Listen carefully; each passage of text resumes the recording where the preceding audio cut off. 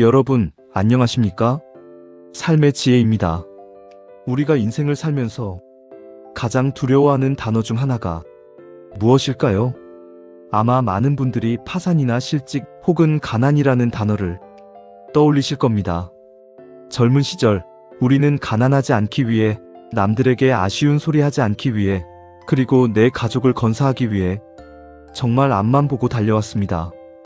통장에 잔고가 쌓이면 불안이 사라질 거라 믿었고, 내 집 한 채 마련하면 두 다리 뻗고 잘 수 있을 거라 생각했죠. 그런데 말입니다. 막상 50이 넘고 60이 되어 어느 정도 먹고 살만해진 지금, 이상하게도 마음 한구석이 텅 빈 것처럼 시리지는 않으신가요? 요즘 50대, 60대 사이에서는 돈이 없는 것보다 더 무서운 게 있다는 말이 조용히, 하지만 아주 깊숙이 퍼지고 있습니다. 겉으로 보기엔 멀쩡합니다. 번듯한 집도 있고, 자식들도 다 컸고, 남들이 볼 때는 이제 고생 끝났네, 노후 즐길 일만 남았네 하며 부러워하기도 합니다. 하지만 정작 본인의 속은 까맣게 타들어가고 있습니다. 차라리 돈 문제라면 나가서 막일이라도 해서 메우겠는데, 이건 돈으로도 채워지지 않는 구멍입니다. 오늘 삶의 지혜에서는 파산보다 더 무섭게 우리 세대를 잠식하고 있는 이 두려운 현상에 대해 이야기 나눠보려 합니다. 어쩌면 오늘 이야기는 당신 혼자만 앓고 있던 그 소가리가 당신만의 잘못이 아니라는 작은 위로가 될지도 모르겠습니다. 첫 번째, 우리는 돈이 있으면 마음이 편안할 것이라고 믿어왔습니다. 하지만 현실은 어떻습니까? 통장에 노후 자금이 어느 정도 있어도 이상하게 마음은 낭떠러지 앞에 서 있는 기분입니다. 예전 우리 부모님 세대는 그저 자식들 굶기지 않고 몸 누일 방 한 칸 있으면 그것을 행복이라 여겼습니다. 하지만 지금의 50, 60세대는 다릅니다. 우리는 너무나 치열하게 살았고 성취하는 맛을 알며 살아온 세대입니다. 그러다 보니 은퇴 후 찾아오는 정지된 시간을 견디기가 힘듭니다.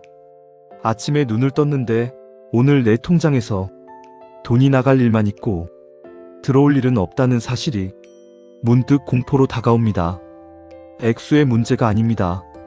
생산하는 존재에서 소비만 하는 존재가 되었다는 사실이 자존감을 갉아먹는 것입니다. 돈은 있는데 안심이 되지 않습니다. 이 돈으로 내가 몇 살까지 버틸 수 있을까? 엑셀을 켜고 계산기를 두드려 보지만 계산이 끝나도 불안은 사라지지 않습니다. 수입이 끊긴 것보다 더 무서운 건 나의 가치가 끊긴 것 같은 느낌. 그 상실감이 마음을 먼저 무너뜨립니다.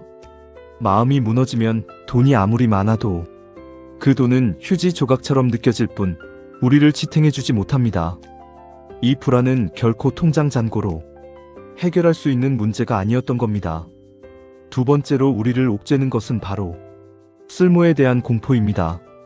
평생을 직장이라는 전쟁터에서 장수로 살아오셨던 분들, 혹은 가정이라는 울타리를 지키는 수문장으로 살아오셨던 분들, 그 자리가 사라지고 난 뒤 거울 앞에 선 내 모습이 너무나 초라하게 느껴질 때가 있습니다.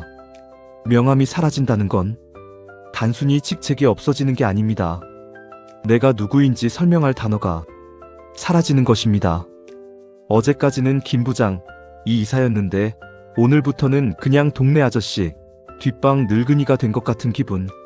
사회적으로 나를 필요로 하는 곳이 더 이상 없다는 그 싸늘한 감각은 겪어보지 않은 사람은 모릅니다. 이건 파산보다 훨씬 깊은 상처를 남깁니다. 돈을 잃으면 다시 벌면 됩니다. 몸이 건강하면 재기의 기회는 언제든 있습니다. 하지만 나는 이제 쓸모없는 사람인가? 라는 의심이 들기 시작하면 영혼이 파산합니다. 아침에 일어나서 갈 곳이 없다는 것, 내 전화벨이 울리지 않는다는 것, 예전에는 그렇게 귀찮았던 업무 전화가 그리워지고 나를 찾던 그 바쁜 일상이 사무치게 그립습니다. 스스로가 잉여 인간처럼 느껴지는 이 비참함은 우리 세대가 가장 두려워하는 말 그대로 영혼의 파산입니다. 세 번째, 아마 많은 분들이 가장 뼈아프게 느끼실 부분일 겁니다. 바로 군중 속의 고립입니다. 주변을 둘러보세요. 가족이 없습니까? 아닙니다. 아내도 있고 남편도 있고 장성한 자식들도 있습니다. 친구 목록을 보면 수백 명의 전화번호가 저장되어 있습니다. 그런데 지금 당장 내 마음이 이렇게 힘들고 외롭다고 속 시원하게 털어놓을 사람이 있습니까? 아마 선뜻 떠오르지 않을 겁니다. 왜냐하면 우리는 약한 모습을 보이는 법을 배우지 못했기 때문입니다. 가장으로서, 부모로서 늘 강해야 했고 참아야 했고 이겨내야 했습니다. 그래서 지금 흔들리는 내 모습을 가족에게조차 들키고 싶지 않습니다. 나 힘들다, 나 외롭다라고 말하면 짐이 될까봐, 혹은 나이 먹고 주책이라는 소리를 들을까봐 입을 닫습니다. 아내는 아내대로, 남편은 남편대로, 자식은 자식대로 각자의 방에 들어가 문을 닫습니다. 한 집에 살지만 대화는 사라졌습니다. 밥 먹었냐는 물음 외에는 오가는 말이 없습니다. 이 침묵이 주는 고립감은 혼자 사는 독거노인의 외로움보다 더 무섭습니다.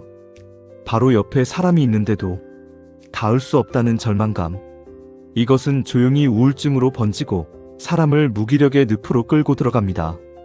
관계는 껍데기만 남고 알맹이인 정서는 말라 비틀어진 화분처럼 시들어가고 있는 것입니다. 마지막 네 번째, 어쩌면 가장 일상적이고도 끔찍한 고통입니다. 바로 설명되지 않는 하루입니다. 누군가 오랜만에 만나 요즘 뭐하고 지내세요? 라고 묻습니다. 예전 같으면 요즘 프로젝트 때문에 바빠.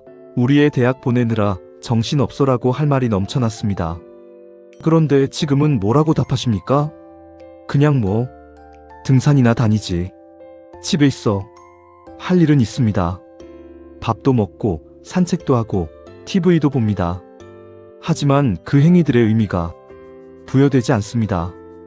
아침에 눈을 떠서 밤에 잠들 때까지 시간은 흐르는데 그 시간을 무엇으로 채웠는지 설명할 길이 없습니다. 하루가 물처럼 손가락 사이로 빠져나가고 남는 것은 젖은 손뿐인 것 같은 허무함. 파산은 숫자로 설명됩니다. 얼마를 빚졌다. 얼마가 부족하다. 차라리 명확합니다.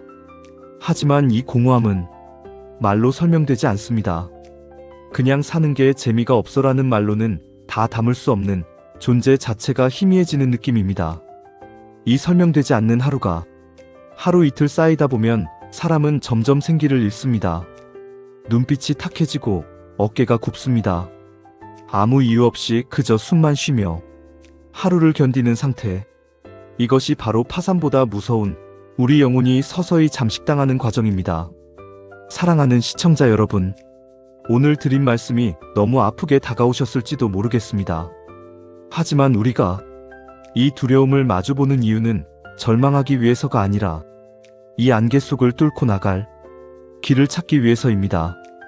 요즘 50, 60세대에게 닥친 가장 큰 위기는 지갑의 빈곤이 아니라 의미의 빈곤입니다. 우리는 이제 은퇴 준비에 정의를 바꿔야 합니다.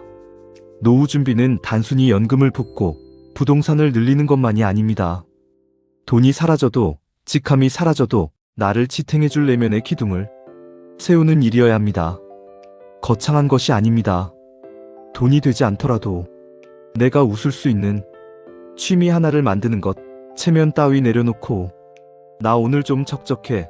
같이 밥 한 끼 먹자라고 먼저 친구에게 전화할 수 있는 용기를 내는 것, 그리고 무엇보다 남에게 보이는 나가 아니라 내가 좋아하는 나를 찾아가는 과정이 필요합니다. 하루를 설명할 말이 없어도 괜찮습니다. 오늘 핀 베란다의 꽃이 예뻤다면, 오늘 마신 커피 향이 좋았다면 그것으로 충분한 하루입니다. 쓸모 좀 없으면 어떻습니까?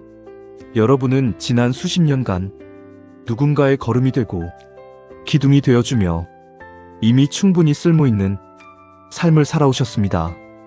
이제는 세상의 쓸모가 아니라 나 자신에게 다정한 사람이 되어주십시오. 파산보다 무서운 것은 돈이 없는 게 아니라 내일을 기대하지 않게 되는 것입니다. 부디 오늘 하루는 통장 잔고보다 마음의 잔고를 먼저 살피는 따뜻한 하루가 되시길 바랍니다. 오늘도 여러분의 삶을 응원합니다. 지금까지 삶의 지혜였습니다. 감사합니다.